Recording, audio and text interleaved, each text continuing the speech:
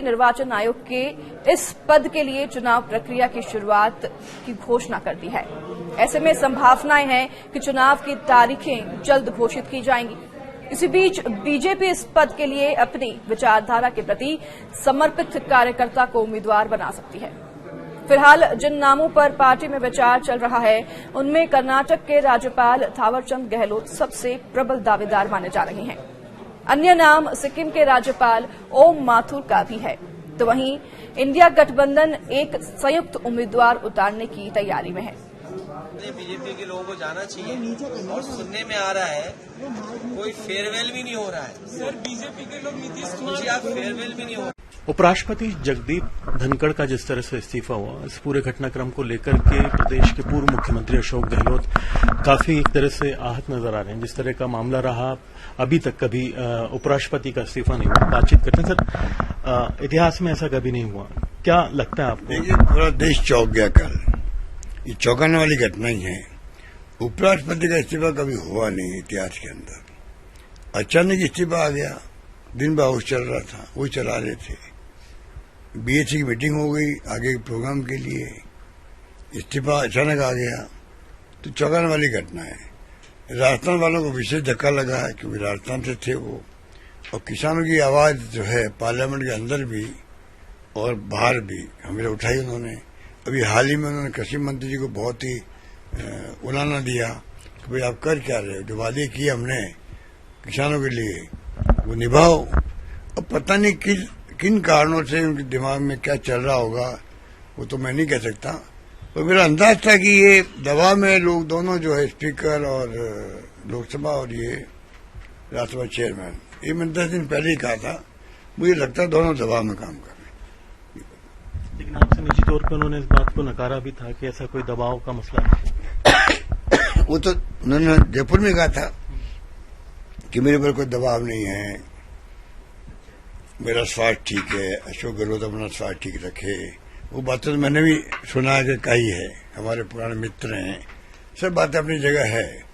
परंतु अचानक जो इस्तीफा हुई तो आरएसएस वालों को मालूम है, मोहन भागवत जी को या प्रधानमंत्री को मालूम होगा, और तो मुझे लगता नहीं किसी को मालूम होगा।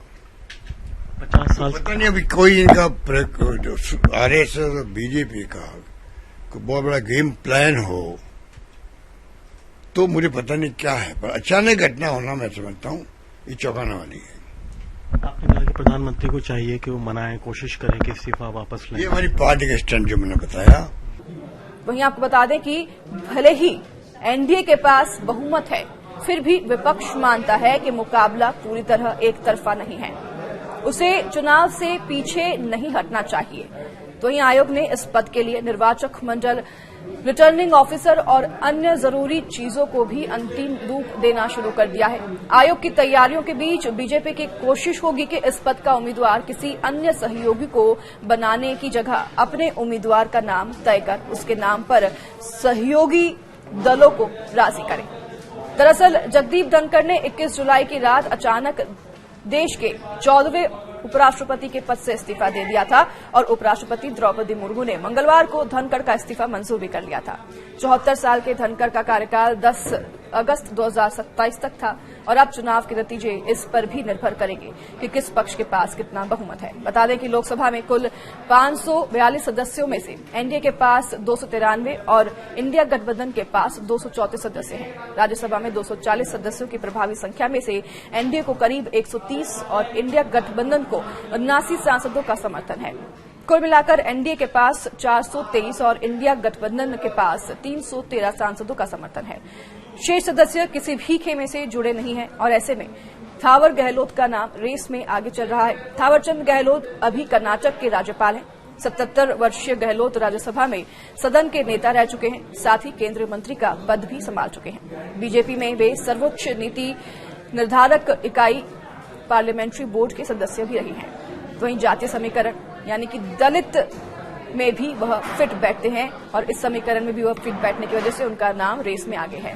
वह मध्य प्रदेश से हैं, उनके पास प्रशासनिक अनुभव भी है। तो वहीं दूसरी ओर ओम माथुर को भी मोदी और शाह का करीबी बताया जाता है। ओम माथुर अभी सिक्किम के राज्यपाल हैं। 73 वर्षीय माथुर पार्टी के कद्दावर नेता हैं और राजस्थान से वह आते हैं। वे गुजरात के चुनाव प्रभारी तब रहे हैं जब पीएम मोदी वहां के मुख्यमंत्री थे। वे मोदी के साथ ही केंद्रीय गृह मंत्री अमित शाह के भी करीबी माने जाते हैं। माथुर राष्ट्रीय स्वयंसेवक संघ में भी प्रचारक रह चुके हैं।